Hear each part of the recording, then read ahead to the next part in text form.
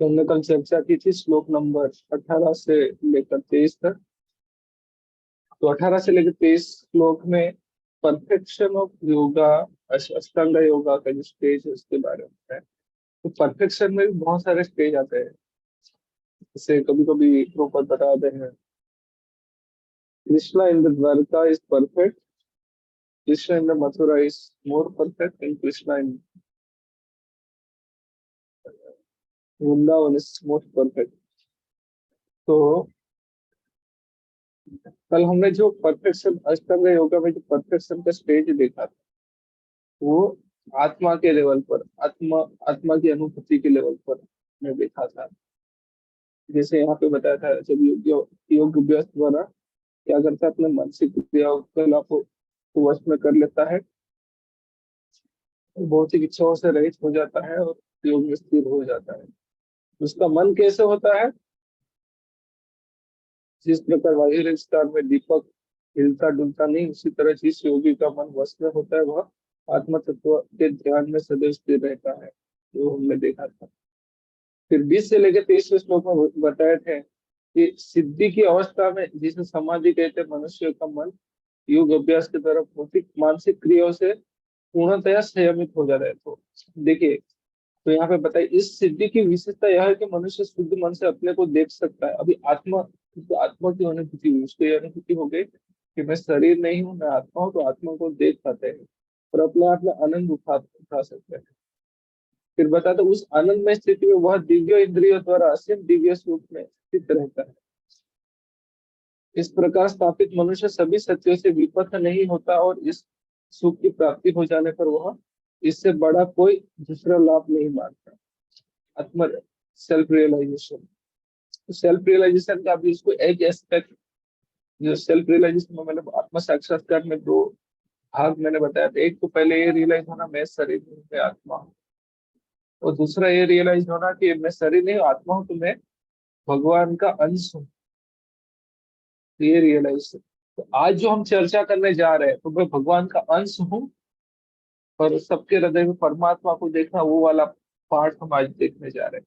कल आत्मा स्वयं को देखने वाला पार्ट हमने चर्चा की थी, ठीक है। तो जब वो स्वयं को देखकर इतना आनंदित हो जाता है, तो भगवान को देखेंगे, भगवान के साथ आदान प्रदान होगा तो क्या हो सकता है। आज जो देखेंगे परमात्मा रियलाइजेशन वाला बात पर हम आएंगे। तो ऐसी स्थिति को पाकर मनुष्य बड़ी से बड़ी कठिनाई में भी विचलित नहीं होता। यह निस्संदेह भौतिक संसर्गों से उत्पन्न होने वाला समस्त दुखों की वास्तविक वास्तविक मुक्ति है। तो पहले तो आत्म रियल उसको आत्म साक्षात्कार हो जाता है, इसके बारे में बताया। अभी आज के श्लोक में बताया गया है कि अभी योग में और आगे बढ़ने के लिए क्या करना चाहिए, उसके बारे में बताया है।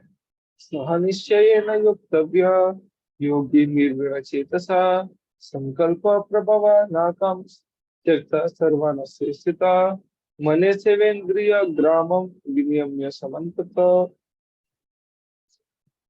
तो आप प्रभुपद का तात्पर्य देखेंगे तो हर एक जगह पे उन्होंने, मतलब ये अष्टांग योग का स्टेज, अंतिम स्टेज क्या होना चाहिए उसके बारे में वर्णन किया है, पर्टिकुलर एक श्लोक को भी पकड़कर, ठीक है। तो हमें समझाया आगे के जो आगे जो बताया है भगवान, उसके बारे में बताया था कि वो श्लोक को हम गलत ना समझ बैठे उसकी वजह से। तो यहाँ पर बता रहे हैं इस श्लोक में, मनुष्य का चाहिए कि संकल्प तथा श्रद्धा के साथ योग अभ्यास में लगे और पद से विचलित न हो।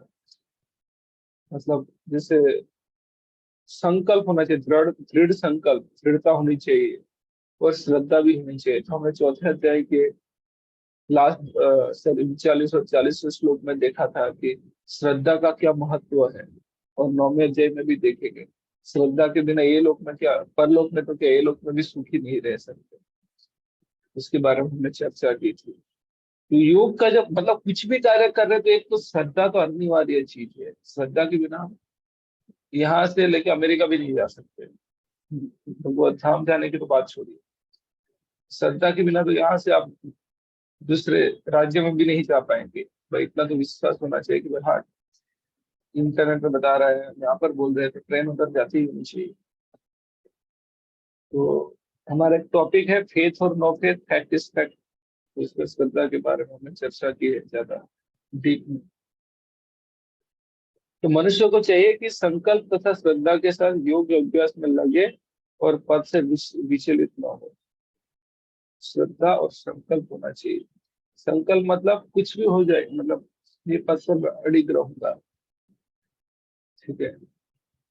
उसे चाहिए कि मनोधर्म से उत्पन्न समस्त इच्छाओं को निरअपवाद रूप से त्याग दे और इस प्रकार मन के द्वारा सभी उस इंद्रियों को वश में कर ले। मनोधर्म मतलब मेंटल स्पेकुलेशन। तो हमने एक चर्चा की थी, जब मनोधर्म से मतलब बहुत सारी चीजें अलग अलग प्रकार से आनंदित होने की, कैसे आनंद प्राप्त करते, इंद्रिय भोग कर सकते हैं, अलग अलग फिलोसॉफिकल लेवल पर इंद्रिय भोग करना।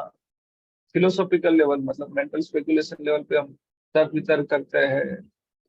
तो भाई भगवान ये है, निराकार है, साकार है, बहुत सारी चीजें आती है। मतलब मनोधर्म मतलब समझ लीजिए बहुत सारे असंख्य विचार आते हैं। उससे हमें उत्पन्न समस्त इच्छाओं को निर अपवाद, निरपवाद मतलब कोई अपवाद नहीं होना चाहिए, एक्सेप्शंस नहीं होना चाहिए। तो निरपवाद रूप से त्याग दे और इस प्रकार मन के द्वारा सभी उस इंद्रिय को वश में करें। तो यहाँ पे प्रभुपाद उद्देश्य हम लोग इस बारे में बता दो। उत्साह, निश्चय, धैर्य तथा कर्म प्रवर्तना, संग त्याग से प्रवृत्ति सद्गुण भक्ति प्रसिद्ध देते। मनुष्य पूर्ण हार्दिक उत्साह, धैर्य, संकल्प के साथ भक्ति योग का पूर्ण रूपेण पालन भक्त के साथ रहकर निर्धारित कर्मों की करने तथा सत्कार्यों में पूर्णतया लगे रहने से कर सकता है, ठीक है। तो योग अभ्यास करने वाले को दृढ़ संकल्प होना चाहिए और उससे चाहिए कि बिना विचलित धैर्य पूर्वक अभ्यास करे। अंत में उसकी सफलता निश्चित है। उसे यह सोचकर बड़े ही धैर्य से इस मार्ग का अनुसरण करना चाहिए और यदि सफलता मिलने में विलंब हो रहा हो तो निरुत्साहित नहीं होना चाहिए। तो एक 2018 में या 17 में मुझे भूल गया शायद, हाँ 17 में हम एक प्रोग्राम में गए थे, बहुत बड़ा एक प्रोग्राम था डी एडिक्शन के रिलेटेड, इस फोन के द्वारा। वहाँ पे एक बहुत बड़े बिजनेसमैन आए थे। तो वो बता रहे थे कि मैं 10 साल तक इन्वेस्टमेंट किया, प्लांट लगा दिया, 10 साल तक उनको पता ही नहीं लग रहा था कि वो सक्सेस हो रहे फेल हो रहे थे, लेकिन 10 साल तक उन्हें प्रयत्न करते रहे। तो ये बहुत बड़े बड़े बिजनेसमैन होते हैं, बहुत बड़े बड़े क्रिकेटर होते हैं, बहुत सारे लोग। Life is like Gamble, Gamble. तो वो प्रयत्न करते हैं, उनको पता नहीं होता सक्सेस होंगे या फेल होंगे, पता नहीं होता।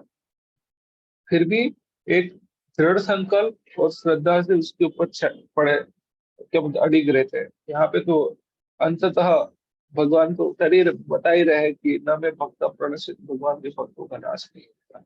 और यही अध्याय के अंत में भी बताएंगे कि अगर योग से कोई भ्रमित भी हो जाता है तो क्या उसकी गति क्या होती है। तो दृढ़ता और संकल्प से हमें लगे रहना चाहिए, ठीक है। तो जहां तक संकल्प की बात है, मनुष्य को चाहिए कि उस गौरिया का आदर्शन ग्रहण करे जिसके सारे अंडे समुद्र लहरों में मग्न हो गए थे। फिर एक स्पेरो थी, उसके अंडे समुद्र के पानी में चले गए। स्पेरो ने समुद्र को विनती की कि कृपया करके मेरा अंडे मुझे वापस दे दो, दे ही नहीं रहे थे। तो फिर अंततः स्पेरो ने डिसाइड किया, चिड़िया ने डिसाइड किया कि मैं ये समुद्र को सुखा के पानी से खाली करके ही रहूंगी। तो वो अपना जो उनका जो चोंच होती है उसमें पानी ले लेके बाहर डाल रही थी, बाहर डाल रही थी। ऊपर से गरुड़ ने देखा, अरे तो हमारे ही कुल वाले हैं। तो क्या हुआ पूछा स्पैरो को, चिड़िया को। तो बोले कि समुद्र ने मेरा अंडा ले लिया है, दे नहीं रहा, तो मैंने संकल्प लिया है कि जब तक अंडा मुझे नहीं मिलेगा तब तक मैं, जब तक अंडा नहीं देगा, तो अगर वो अंडा नहीं देगा तो मैं समुद्र को सुखा दूंगी। तो गरुड़ जी आ गए, उनका दृढ़ संकल्प देखकर समुद्र को बोला दे दो। अभी समुद्र को पता लग गया गरुड़ जी कौन है, भगवान विष्णु का वाहन है, तो डर के मारे दे दिया। तो ऐसा संकल्प होना चाहिए हमारा, ठीक है? तो उसके बारे में बताया। तो बाद में इससे समुद्र भयभीत हुआ और उसने अंडे लौटा दिए, वह गरुड़ की कृपा से सुखी हो गई। इस प्रकार योग विशेषतः कृष्ण भावनामृत में भक्ति योग अत्यंत दुष्कर पर प्रतीत हो सकता है, किंतु जो कोई संकल्प के साथ नियमों का पालन करता है भगवान निश्चित रूप से उसकी सहायता करते हैं, क्योंकि जो अपनी सहायता आप करते हैं भगवान उनकी सहायता करते हैं। मतलब एक कहावत है, God helps themselves who sorry God help those who help themselves. एक कहावत है, उसके बारे में हम बता रहे हैं। तो आगे बता रहे हैं, शनै शनै उपरमेद बुद्धया गतिगृह्यतया आत्मसंस्तंभनः कृत्वा न किंचिदपि चिन्तयेत्। तो बता रहे हैं धीरे धीरे क्रमशः पूर्ण विश्वास पूर्वक बुद्धि के द्वारा समाधि में स्थित होना चाहिए, और इस प्रकार मन को आत्मा में ही स्थित करना चाहिए तथा अन्य कुछ भी नहीं सोचना चाहिए। धीरे धीरे विश्वास पूर्वक बुद्धि के द्वारा समाधि में आगे बढ़ना चाहिए। तो उसके बारे में यहाँ पर वर्णन किया है, और कुछ दूसरा सोचने की जरूरत नहीं है। इनडायरेक्ट वाला श्लोक बताया है, समुचित विश्वास तथा बुद्धि के द्वारा मनुष्य को धीरे धीरे सारी बुद्धि का उपयोग क्यों करना है कि भाई हाँ हमें मन बहुत सारे तर्क वितर्क देता है, ये करो वो करो, तो बुद्धि के द्वारा मन को कंट्रोल में लाना है कि भाई ये करेंगे तो हम पीड़ित ही होंगे, इंद्र तृप्ति करेंगे। मनुष्य को धीरे धीरे सारे इंद्र कर्म करने बंद कर देना चाहिए, यह प्रत्याहार कहलाता है। मन को विश्वास ध्यान तथा इंद्रिय निवृत्ति द्वारा वश में करते हुए समाधि में स्थिर करना चाहिए। उस समय देहात्म बुद्धि में अनुरूप होने की कोई संभावना नहीं रह जाती। दूसरे शब्द में जब तक इस शरीर का अस्तित्व है तब तक मनुष्य पदार्थ में लगा रहता है, किंतु उससे इंद्रिय तृप्ति के विषय में नहीं सोचना चाहिए। हम जब तक इस शरीर में तब तक पदार्थ के साथ हमारा इंटरेक्शन रहेगा, लेकिन उसको भोग करने का नहीं सोचना चाहिए।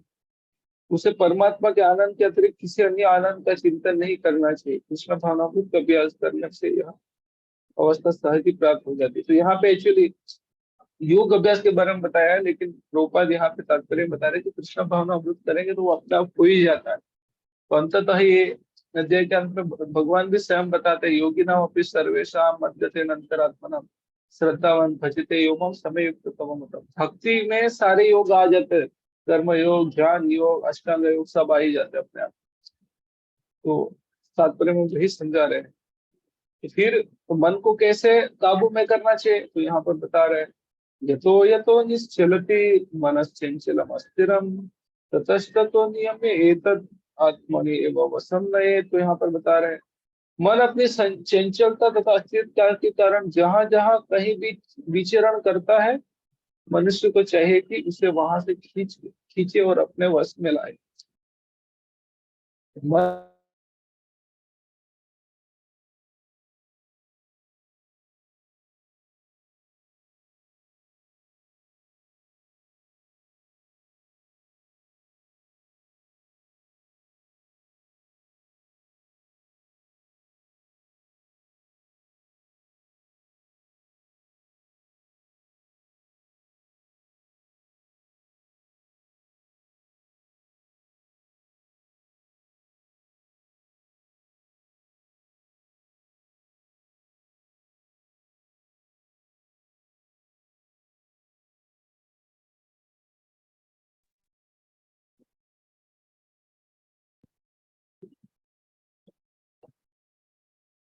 तो यही यहाँ पर बता रहे हैं, मन स्वभाव से चंचल और अस्थिर है, किंतु स्वरूप सिद्ध योगी को मन में वश में लाना होता है।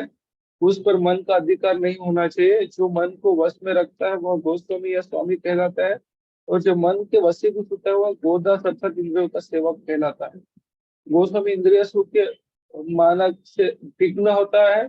दिव्य इंद्रिय सुख वह है जिसमें इंद्रिय ऋषि को अर्थात इंद्रियों के स्वामी भगवान कृष्ण की सेवा में लगे रहे। हमें इंद्रियों के वश में नहीं आना चाहिए, मन के वश में नहीं आना चाहिए। ठीक है, तो यहाँ बता रहे हैं। फिर आगे बता रहे हैं, प्रशांत मनसम ही एनम योगिनम सुखम उत्तमम उपेति शांत रजसम ब्रह्मभूत कलमशम। तो जो मन को काबू में लाया है उसकी क्या गति होती है, उसके बारे में यहाँ पर बताया है। तो बोल रहे जिस योगी का मन मुझ में स्थिर रहता है, तो मन को कहाँ पर केंद्रित कर रहा है, तो भगवान ने बताया जिस योगी का मन मुझ में स्थिर रहता है, बता रहे प्रसाद मनसा ही योगी नाम सुख उत्तम, वह निश्चय दिव्य सुख की सर्वोच्च सिद्धि प्राप्त करता है।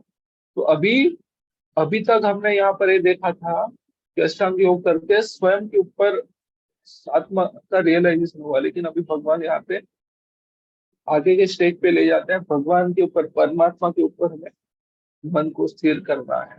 मतलब ध्यान योग, अष्टांग योगा ध्यान योगा में हमारा ध्यान कोई कोई अग्नि या सूरज या कोई बिंदु पर नहीं लगाना, परमात्मा के ऊपर ध्यान लगाना है। उसके बारे में यहाँ पर बता रहे हैं, जिस योगी का मन मुझ में स्थिर रहता है वह निश्चय ही दिव्य सुख की सर्वोच्च सिद्धि प्राप्त करता है, वह रजोगुण से परे हो जाता है, वह परमात्मा के साथ अपनी गुणात्मक एकता को समझता है। मतलब we are qualitatively one, quantitatively different. मतलब समुद्र का पानी, समुद्र में जो पूरा भरा हुआ पानी है वो, और समुद्र के पानी का बूंद, दोनों की क्वालिटी एक ही है, लेकिन मात्रा अलग अलग है। तो हमें गुणात्मक एकता, वह परमात्मा के साथ अपनी गुणात्मक एकता को समझता है। परमात्मा भी सच्चिदानंद है, हम भी सच्चिदानंद है। परमात्मा, हम अणु है लेकिन परमात्मा विभु है। तो यही बता रहे हैं, जिस योगी का मन मुझ में स्थिर रहता है वह निश्चय ही दिव्य सुख की सर्व सिद्धि प्राप्त करता है, वह रजोगुण से परे हो जाता है, वह परमात्मा के साथ अपनी गुणात्मक एकता को समझता है, और इस प्रकार अपने समस्त विगत कर्मों के फल से निवृत्त हो जाता है। तो ब्रह्मभूत,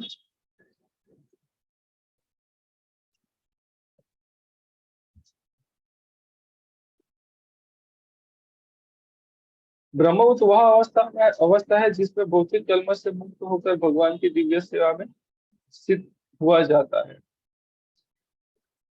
मद भक्ति लभते परा, जब तक मनुष्य का मन भगवान के चरण कमल में स्थिर नहीं होता तब तक कोई ब्रह्म रूप में नहीं रह सकता। इसके बारे में हमने कल चर्चा की थी, वो अम्बरीश महाराज को उदाहरण लेकर। तो यहाँ पे ब्रह्मभूत, और आगे बताते हैं, युंजन एवं सदात्मानं योगी विगत कल्मष सुखेन ब्रह्म स्पर्शम अत्यंतम सुखम अश्नुते। तो इस प्रकार योगाभ्यास में निरंतर लगा लगा रहकर आत्मसंयमी योगी समस्त भौतिक कल्मष से मुक्त हो जाता है और भगवान की दिव्य प्रेम भक्ति में परम सुख प्राप्त करता है। तो अभी आगे की बात बताई है, ठीक है, कि परम सुख प्राप्त करता है भक्ति में। तो देखिए, आत्म साक्षात्कार का अर्थ है, हमने ये चर्चा की है बहुत बार, आत्म साक्षात्कार का अर्थ है भगवान के संबंध में अपनी स्वाभाविक स्थिति को जानना। तो आत्म साक्षात्कार हमने एक चर्चा की थी कि पहले तो ये समझना कि हम ये शरीर नहीं, हम आत्मा है, तो फर्स्ट लेवल है। बट वो पूर्ण समझ नहीं है। पूर्ण समझ तब पूर्ण होती है जब हम भगवान के साथ अपने स्वाभाविक स्थिति को जाने। और वो क्या है, जीव भगवान का अंश है और उसकी स्थिति भगवान की दिव्य सेवा करते रहना है। ब्रह्म के साथ यह दिव्य सानिध्य ही ब्रह्म स्पर्श कहलाता है। तो ब्रह्म स्पर्शन, ब्रह्म के संस्पर्शन, ब्रह्म के सानिध्य में रहकर, जब हम, मतलब यहाँ पे भगवान रियलाइजेशन की बात हुई है धीरे धीरे, सॉरी, परमात्मा रियलाइजेशन। फिर आगे बताते सर्वभूतस्थम आत्मानाम, सर्वभूत, भूत मतलब जीवात्मा, सर्व मतलब सारी जीवात्मा, सर्वभूतस्थम आत्मानं सर्वभूतानि च आत्मनि ईक्षते योगे युक्तात्मा सर्वत्र समदर्शनम। तो यहाँ पर बताया, वास्तविक योगी समस्त जीवों में मुझको तथा मुझ में समस्त जीवों को देखता है। सर,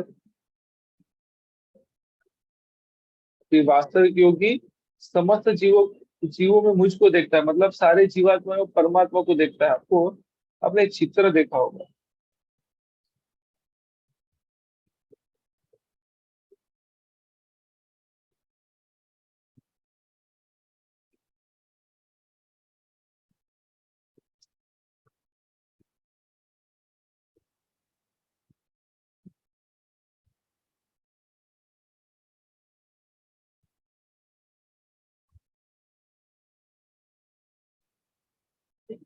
देखिए, परमात्मा सारे जीवात्माओं के साथ परमात्मा रहते हैं। हमने ये भी चर्चा की कि अगर कोई जो विष स्थूल होता है उसके अंदर जो कीड़ा है उसमें भी जीवात्मा जाते हैं, तो वहां पे परमात्मा उनके साथ जाते हैं।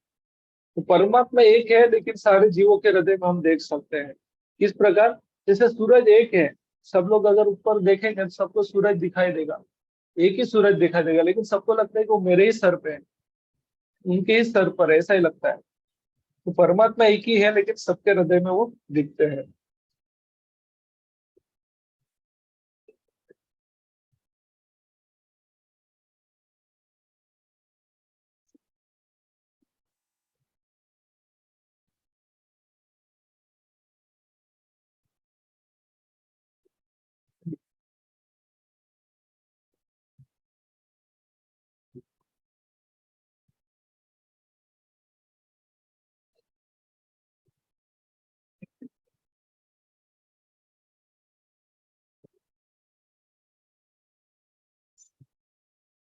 हाँ, ये रहा निर्स और मुझ में समस्त जीवों को देखता है।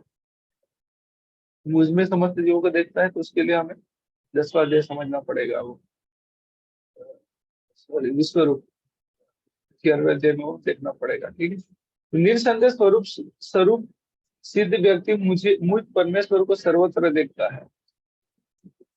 तो ऑफकोर्स आप ये समझना चाहें तो भगवान के अंदर सर्वत्र कैसे देखता है, क्योंकि उसको पता होता है कि सृष्टि भगवान में ही है, भगवान से ही उत्पन्न हुई और भगवान में ही है। फिर एनीवे वो हम 10वें अध्याय में उसको समझेंगे। तो कृष्ण भावना भाई योगी पूर्ण दृष्टा है होता है, क्योंकि वह पर ब्रह्म कृष्ण।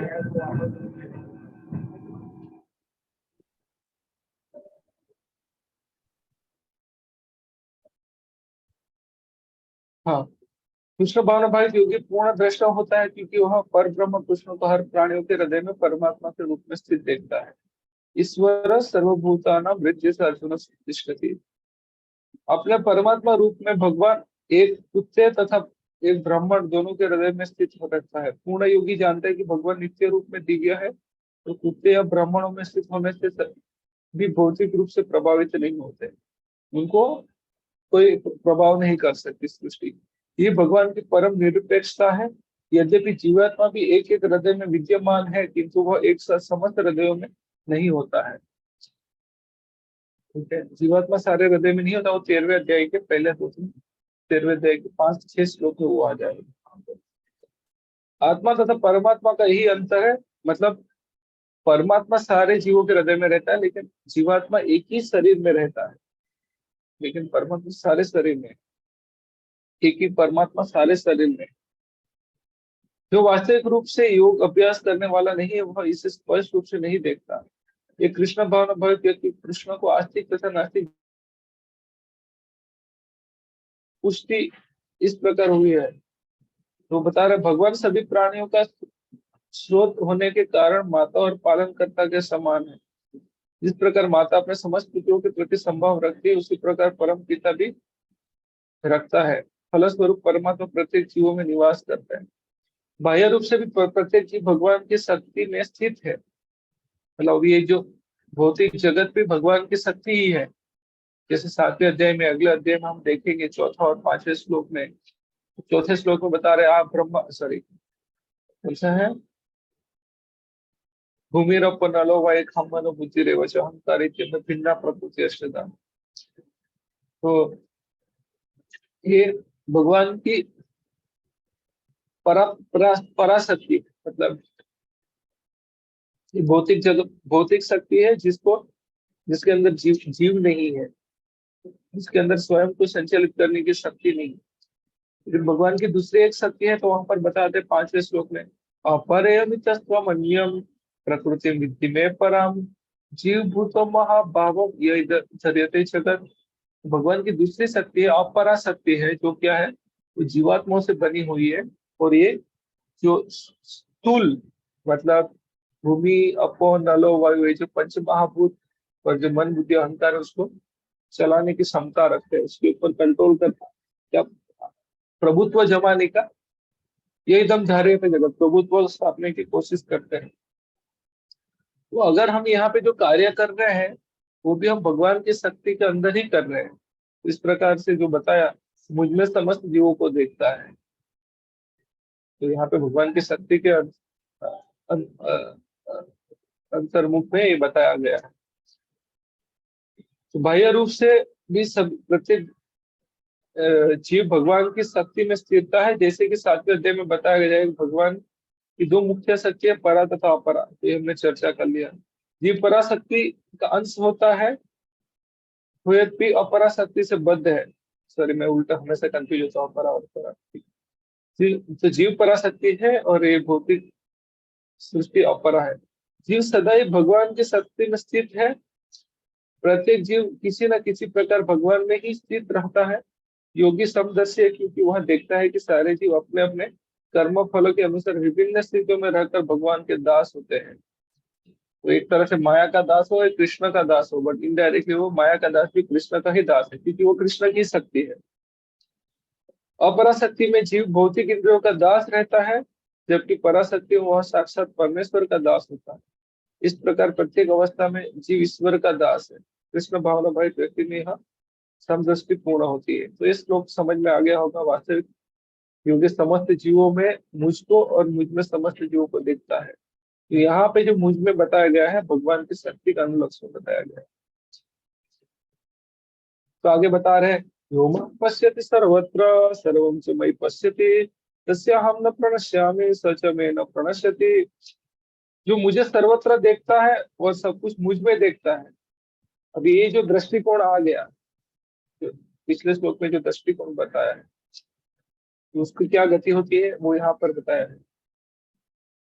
तो अगर जो मुझे सर्वत्र देखता है और सब कुछ मुझ में देखता है, उसके लिए ना तो मैं कभी अदृश्य होता हूँ और ना वह मेरे लिए अदृश्य होता है।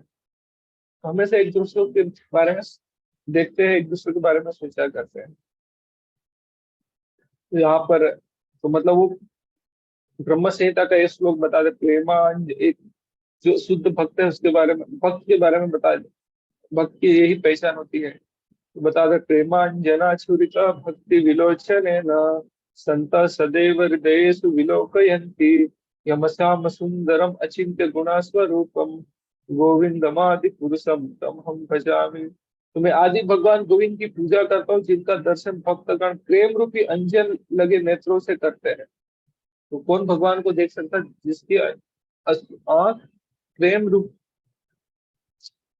प्रेम से अंजित है, वही देख सकते हैं। वे भक्त के हृदय में स्थित श्याम सुंदर रूप में देखे जाते हैं। तो यहाँ पर वही कृष्ण भावना भावित व्यक्ति भगवान कृष्ण को सर्वत्र देखता है और सारी वस्तुओं को कृष्ण में देखता है। ऐसा व्यक्ति भले ही प्रकृति की पृथक पृथक अभिव्यक्ति को देखता प्रतीत हो, किंतु वह प्रत्येक दशा में इसी कृष्ण भावना अमृत से अवगत रहता है। तो भौतिक जगत में रहने के बाद भी सर्वत्र भगवान को ही देखता है और सोचते हैं कि प्रत्येक वस्तु कृष्ण की ही शक्ति की अभिव्यक्ति है। कृष्ण भावना अमृत का मूल सिद्धांत यह है कि कृष्ण के बिना कोई अस्तित्व नहीं और कृष्ण ही सर्वेश्वर है। सर्वेश्वर है। कृष्ण भावना भावित कृष्ण प्रेम का विकास है। ऐसी स्थिति में जो भक्त मोक्ष से भी परे है, मानो एक लड़का और लड़की एक दूसरे को प्रेम करते हैं, तो क्या हो जाता है, मानो कि लड़का लड़की के एकदम बहुत विरह में है, बहुत विरह में है, तो दूसरी लड़की को देखता है तब भी वही लड़की उसमें दिखाई देती है। कहने का मतलब ये है, पता नहीं ये अनुभव मत करेगा, बट कहने का मतलब ये सच्चाई है। मतलब जिसको कोई लड़का या उल्टा तरह की लड़की लड़की को प्रेम करती है, सो कॉल्ड लव, भौतिक जगत में प्रेम जैसी जलस्ती कहलाता है ज्यादातर। तो वो देखते ही इतना विरह में होता है कि दूसरे लड़के को देखे तब भी वही लड़का दिखाई देता है। तो बेसिकली भगवान के भक्त भगवान से इतना विरह करते हैं कि सब जगह भी भगवान को ही देखते हैं और भगवान के प्रेजेंस देखते हैं। तो कृष्ण भावनामृत कृष्ण प्रेम का विकास है ऐसी स्थिति में जो भौतिक मोक्ष से भी परे है। आत्म साक्षात्कार के ऊपर कृष्ण भावनामृत की इस अवस्था में भक्त कृष्ण से इस अर्थ में एक रूप हो जाते हैं, उसके लिए कृष्ण ही सब कुछ है हो जाते हैं और भक्त प्रेम में कृष्ण से पूरित हो उठता है। तब भगवान तथा भक्त के बीच अंतरंग संबंध स्थापित हो जाता है। उस अवस्था में जीव को विनष्ट नहीं किया जा सकता, न भगवान भक्त की दृष्टि से गोचर होते हैं। दूसरे में तादात्म्य होना आध्यात्मिक लय आत्मविनाश है। मतलब हम यहाँ पे मायावादी वाला ब्रह्म भगवान में विलीन होने वाली बात नहीं करते। ठीक है,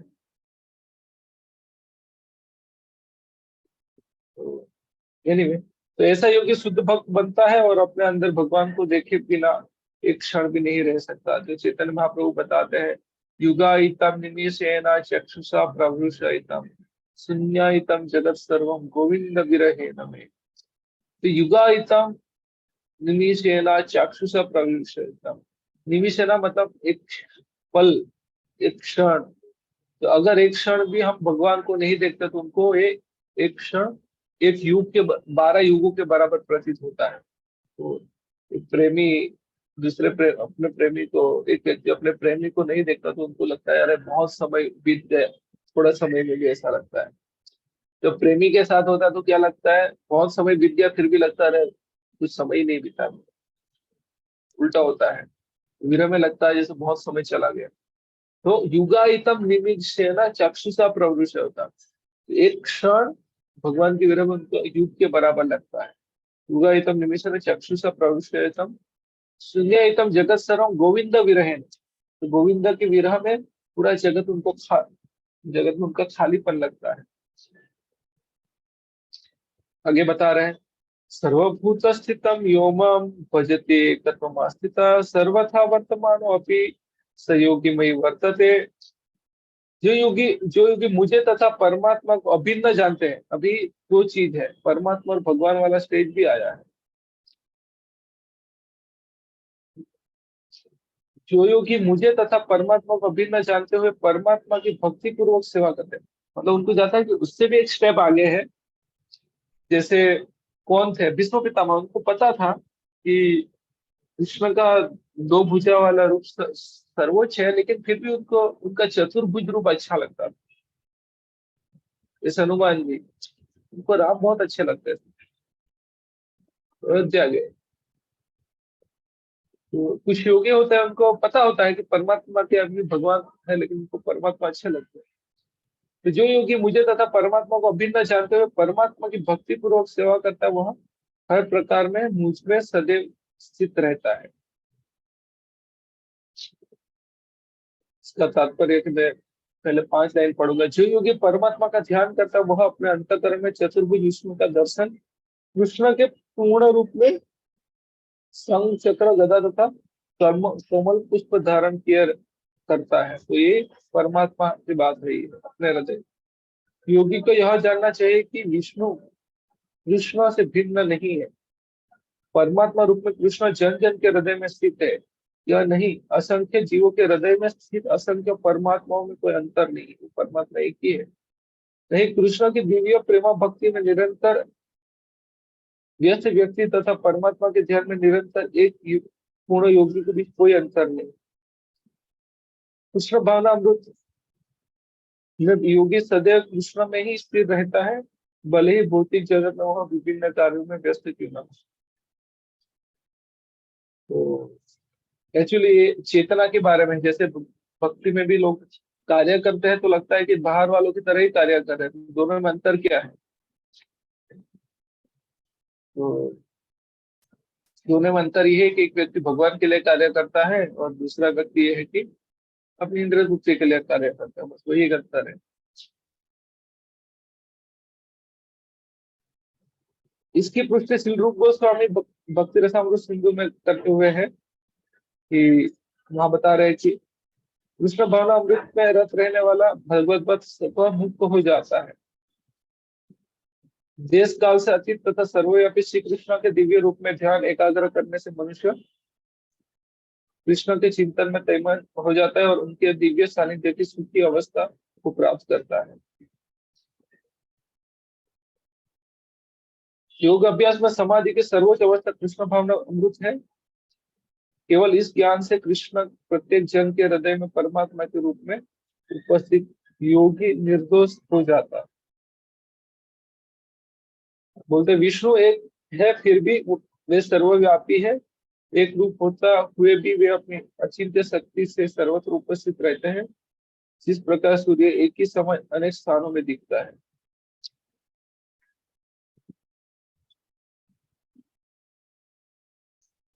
लास्ट श्लोक, इस श्लोक के साथ हम अंत करेंगे आज। तो बता रहे हैं आगे, तो यहाँ पे क्या हुआ, भगवान और परमात्मा को, कृष्ण और परमात्मा को समान समझते हैं, उसके बारे में चर्चा की। तो यहाँ पे बता रहे हैं, आत्मा उपम्येन सर्वत्र समम पश्यति वो अर्जुन, सुखम वा यदि वा दुखम स योगी परमो मत। बोल रहे, ये अर्जुन वह पूर्ण योगी है जो अपनी तुलना से समस्त प्राणियों की उनके सुखों तथा दुखों में वास्तविक समानता का दर्शन करता है। तो वह पूर्ण योगी है जो अपनी तुलना से समस्त प्राणियों की उनके सुखों तथा दुखों में वास्तविक समानता का दर्शन करता है। तो उसका तात्पर्य हम पढ़ेंगे। वहां पर बता रहे हैं, कृष्ण भावना भावित व्यक्ति पूर्ण योगी होता है। वह अपने व्यक्तिगत अनुभव से प्रत्येक प्राणी के सुख तथा दुख से अवगत होता है। उसको पता होता है कि वो तड़प क्यों रहा है। देखिए, पहले वो बद्ध अवस्था में था, अभी मुक्त हो गया। मुक्त होने के बाद पता था कि वो सफर क्यों कर रहा था, उसने क्या गलती की थी। इसलिए समस्त प्राणियों के अनेक उन्हें सुखों तथा दुखों में वो, मतलब हमारे उन्होंने जो सुख और दुख समझा है उसके साथ समानता वो कर सकते हैं कि वो क्यों सफर कर रहे हैं। जीव के दुख का कारण ईश्वर से अपने संबंध का विस्मरण होना है। सुख का कारण कृष्ण को मनुष्य के समस्त कार्यों का परम भोक्ता, समस्त भूमि तथा लोक का स्वामी एवं समस्त जीवों का परम हितैषी मित्र समझना है। हमें देखो 29वां, सॉरी 5वें अध्याय का 29वां श्लोक है। पूर्ण योगी यह जानता है कि भौतिक प्रकृति के गुणों से प्रभावित बद्धजीव कृष्ण से अपने संबंध को भूल जाने के कारण 3 प्रकार के तापों को भोगता है। और चूंकि कृष्ण भावना भावित व्यक्ति सुखी होता है, इसलिए वह कृष्ण ज्ञान को सर्वत्र वितरित कर देना चाहता है। चूंकि पूर्ण योगी कृष्ण भावना भावित बनने के महत्व को घोषित करता चलता है, अतः वह विश्व का सर्वश्रेष्ठ उपकारी एवं भगवान का प्रियतम सेवक है। तो 18 अध्याय को 29वां श्लोक। गीता जयंती चल रहा है, गीता मैराथन चल रहा है। तो कल ही हमने एक कोट पढ़ा था, प्रभुपाद बताते जो जितने भी लोग गीता का वितरण करेंगे और उनकी पुस्तकों का वितरण करें, 100% वो back of back to God जाए। और भगवान भी बोले हैं यहाँ पर, उनकी गीता का प्रचार करना मतलब गीता दे दो किसी को, आज नहीं तो कल पढ़ी लेंगे। एक व्यक्ति था, उनको गीता दी गई थी, तो उन्होंने गीता क्यों खरीदा था कि एक व्यक्ति था, वो सिग्नल पे इतने उत्साह से पुस्तक का वितरण कर रहा था कि उन्होंने गीता खरीद ली और वो गीता लेके अपने सेल्फ में रख दिया। अभी तक किताब खोली नहीं थी, अभी वो प्लास्टिक पैक में आती, सील्ड पैक ही थी। तो 30 साल के बाद क्या हुआ, 30 साल हो गया था, 30 साल के बाद उसका बिजनेस बंद हो गया।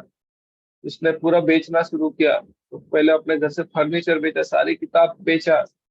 एक किताब बची थी, बोला मैंने सारी किताब पढ़ ली, एक ही किताब नहीं पढ़ी थी। वो पढ़ने के बाद तो बोला, सब चीज बेचने के बाद उसने वो 30 साल के बाद वो किताब पढ़ी, और 30 साल के बाद किताब पढ़ने के बाद वो भक्त बने। पर भक्त बने उसके बाद घर भी बेच के मंदिर में ज्वाइन कर लिया। Anyway, तो और भगवत गीता एक टाइम बॉम्ब पे समान है। टाइम बॉम्ब के आज नहीं, उसका टाइम, हर एक का टाइम अलग अलग सेट किया जाता है। जिसके पास गीता है उसके घर में बॉम्ब जरूर फटेगा। ठीक है, दूसरे बॉम्ब फटेगा मतलब वो भक्त जरूर बन जाएंगे, कहने का मतलब है। दूसरे शब्दों में भगवत भक्त सदैव जीवों के कल्याण को देखता है और उस तरह वो प्रत्येक प्राणी का सखा होता है। यह वह सर्वश्रेष्ठ योगी है क्योंकि वह स्वांतः सुख या सिद्धि नहीं चाहता, अपितु अन्यों के लिए भी चाहता है। अकेला वो सुखी नहीं होना चाहता, सबके साथ। वह अपने मित्र जीवों से द्वेष नहीं करता। जैसे प्रहलाद महाराज जब चैतन्य लीला में मुरारी गुप्ता के रूप में आए थे, मुरारी गुप्ता हवन थे, तो भूल गया था इसके रूप में आए। तो प्रहलाद महाराज क्या बोले थे, भागवतम में भी आता है, सारे बोले थे कि जब तक सारे जीवात्मा पीड़ा से मुक्त नहीं होता तब तक मैं नहीं आना चाहता। ऐसा कुछ एग्जैक्ट मुझे याद नहीं क्या बोले थे, बट ऐसा ही कुछ था। जो योगी पूर्ण रूप से ध्यान धरने के लिए एकांत स्थान में चला जाता है, वहां उतना पूर्ण नहीं होता जितना कि वह भक्त जो प्रत्येक व्यक्ति को कुछ न भावना भवित बनाने का प्रयास करता है।